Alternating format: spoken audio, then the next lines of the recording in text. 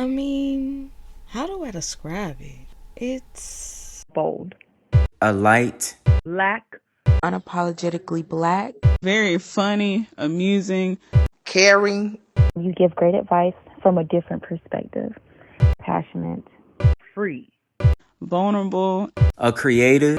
sexy. My girl is lit as fuck. Always ready to twerk a little something. genuine, very genuine, resilient. like sixth sense, otherworldly. If you know, you know. It's so vibrant, baby. Hello, everyone, and welcome to So Vibrant, the place where music, history, and culture collide. I am your host, Lady AC, and the month of March represents so many different things. For instance, March is known as Women's History Month. It also is known as the real New Year, so we're starting to see like a lot of greenery come about. You know, flowers are blooming. Allergy season is on the way, so y'all, I got my allergy pills and my sprays, so getting ready for that. But also we're starting to see that a lot of religions and spiritual movements use this month as a time of reconnection. For instance, if you are any of my followers, it is Ramadan Makbar. Also, you know, Mardi Gras was earlier this week, and Fat Tuesday, and Ash Wednesday, so now it's Lent, so people are practicing Lent. And then I know more towards, especially when we get towards April leading up to Easter, you know, a lot of people practice fasting. And in that, I noticed though, you sit and ask people, you know, what are they abstaining from, or what they are giving up for this time, or for Lent, or during this period of fasting, like what the things they choose to stay away from. It's always tied to things that give us relief and pleasure. If you want to stay away from sugars or drinks, or not eating meat, or social media, anything along that lines, you know, that's all well and good. But I just want us to understand, why are those the first things we think of? So today's episode is called Fasting on That Ass. Because we gotta unpack this. Like, I really do think fasting and the spiritual connection of that and the deepness of that is very important. But our reasonings for why we do it and the things we choose to fast from, I think we need to unpack that just a little bit more as we go forward. So after our musical break, we're going to get into that conversation. So be right back.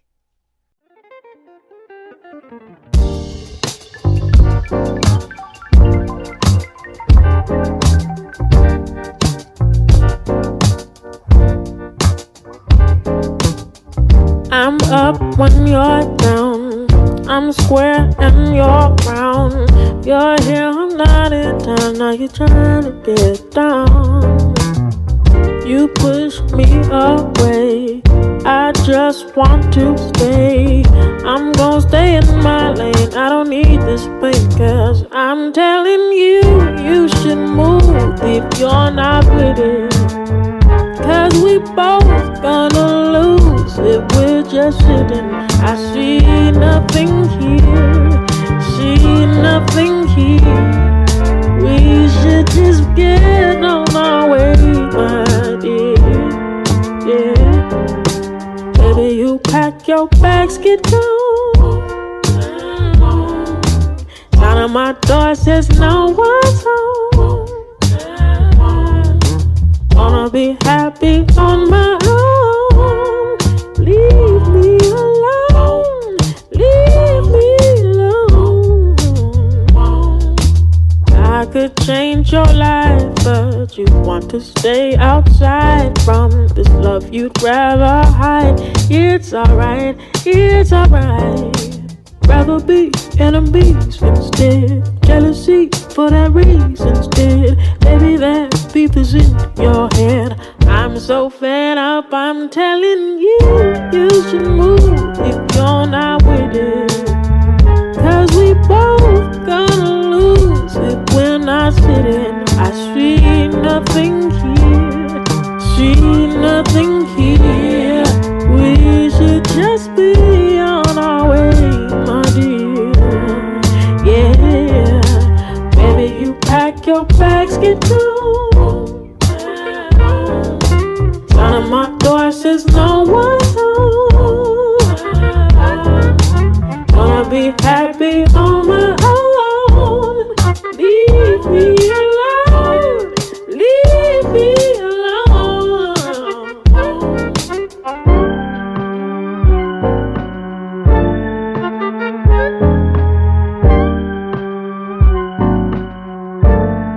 Yeah. No sharing, no sharing, no sharing. No sharing, not sharing, not sharing. I'm not caring, not caring, not caring. Not caring, not caring, not caring. I'm not sharing, not sharing, not sharing. Not sharing, not sharing, not sharing. Not caring, not caring, not caring. Not caring, not caring, not caring, not caring. Baby, you pack your bags, get gone. Yeah. Sign on my door says no one's home. Yeah. Gonna be happy when you're home. Leave me alone. Leave me alone. Leave me alone. Leave me alone. Leave me alone. Leave me alone.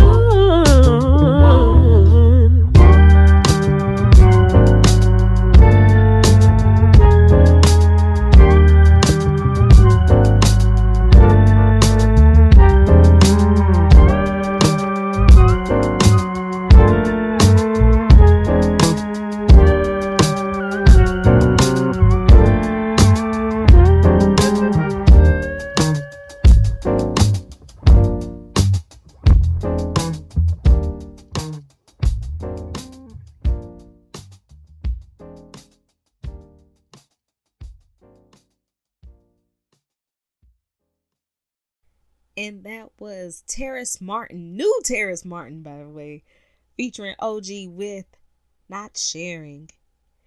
And I want to say rest in peace to Roy Ayers, who passed away earlier this week, because Terrace Martin is definitely one of those artists who has that Roy Ayers touch, feel, because Roy Ayers could do something with music and sound, and he definitely can hear his influence, because they knew how to do something with music that really touches your pleasure. And in the spirit of that, I want to go back and dive into our conversation. So what inspired this episode is I was scrolling on social media. I came across this news story. And the title of the story said, Palestinian family breaks fast during Ramadan. But when you look at the video and you look at the story, so this particular family, their house just been bombed by the Israeli regime that they've been under war and devastation of this occupation from. They literally, you see them making a fire, you see them like laid out like plates and food around on this. It looked kind of like a piece of a car, a piece of a tin or something like that. And they are literally sitting around as a family eating. And so the story talks about it, but the major point of the story was that they broke their fast. And I could not, my mind just couldn't wrap my head around the fact that you kind of skate over the fact that their house just been bombed. You skate over the fact that they just gone, that they are intact as a family, just to focus on the fact that you see them eating when they're not supposed to. Because while on one end I get it, Ramadan is taken very seriously for Muslim communities, and that fasting is a very important part of that spirituality of reconnecting and deeply associating, deeply praying and align with their rituals and their faith. But what's more spiritual of a connection than to share a meal and being collectively together and fellowshipping with a family in a time where you're literally being destroyed for who you are. Everything you've known is being taken away from you. Your humanity is not recognized, let alone allowed. And yet you're able to pull a meal together and pray together, eat together, talk together, laugh together, cuddle together, sit together. Like, what is more spiritual than that kind of joy? That personally for me, I think it's worth breaking a fast to indulge in such pleasure. And so that got me thinking into the concepts of why people fast and why the things that we choose to fast from and moving forward. Because in this moment, I felt that was such a spiritual moment. That was a very strong spiritual connection, and not only a great representation of what spiritually, how that connects it back to. Because the whole point of doing it is lining yourself with what is important and what does give you fulfillment and is of whatever being you choose to serve from, what is of their purpose, and what greater purpose is being in your full humanity and accepting that of others around you. And the ways in which we as humans do that is through our pleasure. It's through gaining those moments of joy, through gaining that relief, especially in this day and age when we are witnessing people trying to take our rights away, trying constantly to demonize our beings, the way we function, the way we look, the way we talk, the way we move. Our very existence, in some cases, are being targeted. So joy and pleasure are very valuable to have and engage in this time. Honestly, it's very revolutionary if we think about it.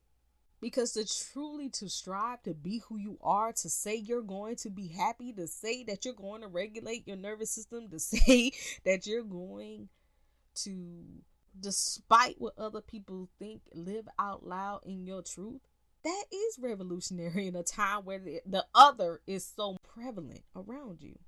People actually look at you like, you have the nerve to be yourself. You have the nerve to go after what you want. You have the nerve to say you're going to grab what any joy or happiness that you can find. How dare you? Don't you see this suffering? Don't you see this? Don't you see how wrong that is? And yet you still are like, no, forget all that. I'm reconnected with myself. I'm having empathy. Because even they got to the point they're denying us empathy. Like, they even are calling empathy a sin. So if any time more than not, we need to reconnect and repair our relationship with pleasure. Because if we look at the definition of pleasure, like even the basic definition says is a feeling of happy satisfaction and enjoyment. That's literally all it is. But yet, that's the first thing we're told to attack. Those are the messages that are being sent to us through capitalism, through consumerism, and are all, of course, tied under white supremacy and privilege and patriarchy, under those systems, because that's the first route that we take in order to connect with ourselves and to realize how wrong these systems are. Because how many times have you heard, like, it's in that same realm of how quick they're to tell you, oh, instead of you out here wanting to spend your money on shoes or go out to eat or buy that cup of coffee when you could have took that money and made it this or turned it into this, or it could have been this, or you could have spent money on this. Not realizing, instead of putting that energy on individual acts of folks, instead of turning that on the systems of these billionaires that are hoarding wealth just to keep their pockets lined, manipulating and devastating our environment, pouring in toxins, through making things so cheaply, through endangering our well-being, just so they can keep their money. No, don't give them that energy. We get the energy because we chose to use food stamps to buy sugary food. Like, what? And it starts with the foundations of our spirituality and religion and the indoctrination of that they start promoting these messages through. Now, I want to make it very clear. I don't think it's wrong that, what you choose to abstain from is your business, is your prerogative. But I just want you to really go about that understanding why you're choosing it. So I don't want you to deny yourself your sense of happiness, deny your sense of joy, deny your sense of relief to reach this accolade or this level that's being pushed to you to reach. For instance, social media is a big example. Because a lot of people like, I want to abstain from social media. I don't want to get it. I want to break this addiction. I don't want to be connected. And I think there's a deeper reason why it has become addicting. Because I think if we pull back the curtain on that, all of us are yearning for a connection, yearning for an understanding of our existence and that we are needing to be here. And I think social media has provided a way for us to receive that in an instant. Like, all you have to do is share. All you have to do is like. All you have to do is post. All you have to do is send a friend request. And you got a friend. All you have to do is make a post and get a like and get a share and get a comment, and somebody sees you. In a world where where it takes work to do that, just like I talked about in my last podcast, like, to build community, it does take work, and that work can be daunting for a lot of people. In technology, all you have to do is utter a word or share a picture, and you get that. Yeah, that can be addicting. So I would say, instead of saying, you want to abstain from social media, that I want to abstain my addiction for using social media to gain connection. But you don't hear people say that. I want to limit my screen time so I can practice building lasting connections with people outside or close to me or close to the places I live. It's always related to, like I said, the capitalistic script, really, that we're given. Another thing is the health conversation. Giving up sugar, giving up drinks, giving up alcohol, giving up fried foods or meat or anything like that lines. Which I say, once again, no problem in doing that, but why are you? People are willing to do that, but then at the same time, there's this urge of, or the big back trend that's going around of people, distorting their bodies to make them look bigger, and in that way, as if being fat is the worst thing ever. And because for some people that is, because they see the inhumanity that fat people are treated with. Because it's funny how everybody becomes a health expert when it comes to how you look and what I consume or what we consume and all the different things. You anti-vax, but you quick to take Ozempic. Eradicate diseases such as measles come back out because people don't believe the commentary, rushing for that temporary acceptance into a system that tells you the opposite of that is more worse than the consequences of you continually putting that stuff into your body. From what my understanding is that the purpose is for you not to allow these things to become such a distraction in your lives so that you refocus on what's important. And typically what's important is the God within yourself, or the spiritual being, whichever one you pray to, aligning the steps of what you're meant to do in this life. And it is true, there are so many things we use as a distraction to get in the way of that, whether it's with ourselves or whether it's with these different vices that are out here. But pleasure helps us navigate that by letting us know that it's okay to indulge for our relief, for goodness, for enjoyment, for a healthy regulation, but also balance the fact when it is time to be disciplined, when it is time to stay focused, when it is time to know the role that we have to take within our lives or the lives of the world that we're in. That's what pleasure helps balance. But when you demonize it, or you snatch it away, or you take it away, or you tell people or label things that this is bad for you, this ain't good for you, or you overhype certain things, like, oh, you need to have this, you need to gain this so you can be liked, so you can be heard, so you can be understood, so you can be valued, so you can be... When you upset both of those balances, we get what we see now. It is time to take back our relationship with pleasure. without having to deny parts of yourself to achieve it, to receive it. Because that's ultimately what that teaches when you do that. So moving forward, I want us to really start using the words. Like, for instance, for me, what I'm giving up is the self-doubt. What I'm giving up, what I'm abstaining from, is the system dictating who I am. What I'm abstaining from is the self-sabotaging that I've learned from this system that's keeping me from living in my purpose. That's keeping me listening to God and following the direction of my ancestors and following the love and support I'm meant to have and give.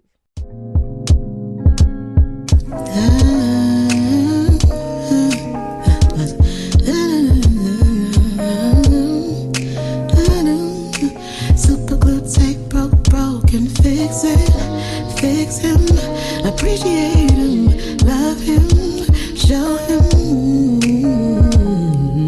And baby, don't you worry about the little things, they turn to big things over time. And baby, don't you hurry to get those bigger things. Everything is everything, and it all comes around. Little fly, little fly, little fly, fly, passing by, passing by, passing by. I wonder where you going, where you flying to an ocean. Just happened to stop by when I was chilling outside. Are you looking for fruit, buzzing like flute, musical annoyance and buoyance? I'm amused by your pursuit. Well, look, I catch you, I kill you, I smash you, I end you. No big deal, you was buzzing by my earlobe. No thoughts, I go on with my day, listening to Jigga and Dilla. I'm no killer, I was chilling, you was buzzing. Now you so gone, so gone, so gone, so gone, so gone, so gone. Second lines, the trumpet blares, footwork, the boat sell, streetcar, casket trail, t-shirts, city fair, dollar store, liquor store, corner store, pouring out the liquor, not the liquor poured. Missing what was missing, it was here before. Knock, knock, knock, knocking at the door. Knock, knock, knock, knocking at the door. Knock, knock, knock. Little fly, we search little time. We watch you try, not to let it fly by in the race against everything. We watch it race against you. What it got against you? You just a little fly with such little time. Little fire fly. How dare you shine that bright? Every light's gotta die. Every light's gotta die. I miss my little firefly. There's a hole in my heart. Try to keep it on the low. What I conjure in the dark will be said from the start. Little firefly. With such little time. You deserve the space to shine. A mama who don't gotta cry.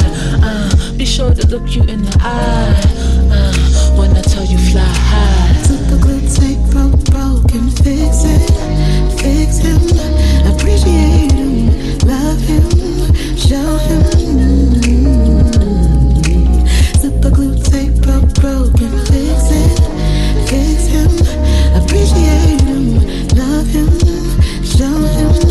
You gotta show him, love him, teach him everything in this world. You gotta hold him, show them everything they try to take in this world. And baby, don't you worry about the little things. They turn to big things over time. And baby, don't you hurry to get those simple things. Everything is everything, and it comes around.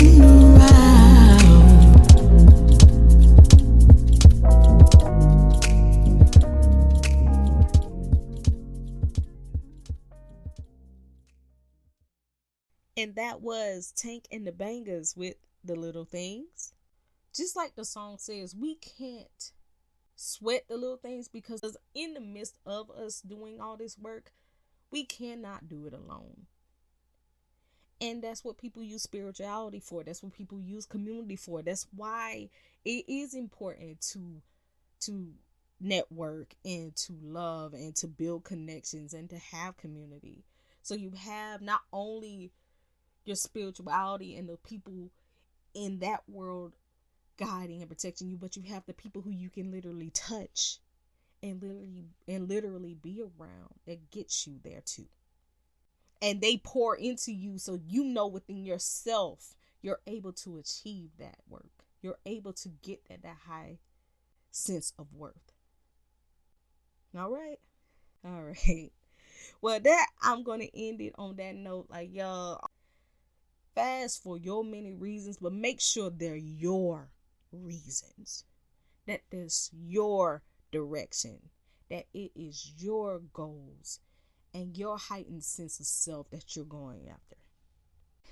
So fast on that ass and let them have their stuff, okay? So, yes, once again, guys, if you want to connect with me, I am on all social medias. Facebook.com, Queen Lady AC. Instagram and Threads is _ I am Lady AC. And Twitter and X is all capital I am Lady AC. So, all right, y'all. Till next week, y'all have a good week and a great rest of your month. I'll see you then.